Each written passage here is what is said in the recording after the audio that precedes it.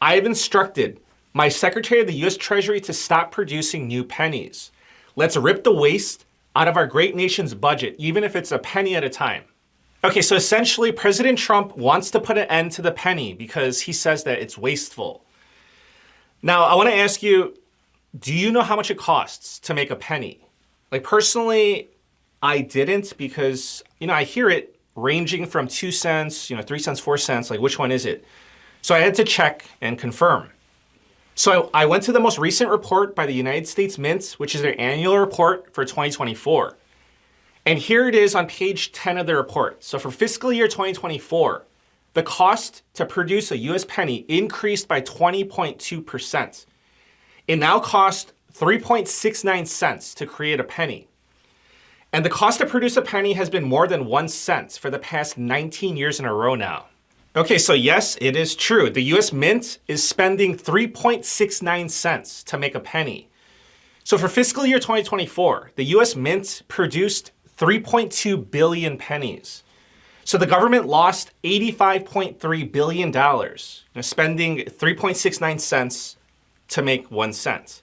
Okay, so here's a fun fact. There are approximately 240 billion pennies in circulation in the United States of America. So that's about 720 pennies for every American. Like, I can honestly tell you that I don't have my fair share of pennies. Like, I don't have 720 pennies on me. So probably one of you is holding more than their fair share. About 60% of those pennies in circulation are just sitting in coin jars, and this is according to the Federal Reserve. Now, a good question is revolving around the legality. Can President Trump and Treasury Secretary Scott Bessent do this? Like, do they have the power to make this decision? And the answer is yes. The Treasury Secretary does have the authority to make decisions about coin production. However, Congress could pass legislation to make the penny's discontinuation permanent. But I'll tell you this, the majority of Republicans and Democrats, like this is bipartisan, they're in favor of ending the penny. Legislation has already been drafted and introduced over the past many years. And this is just one example, what you're looking at. It's the Make Sense, Not Sense Act that was previously introduced into the Senate. And then you have this one that was introduced into the House of Representatives. It's called the Common Sense Act.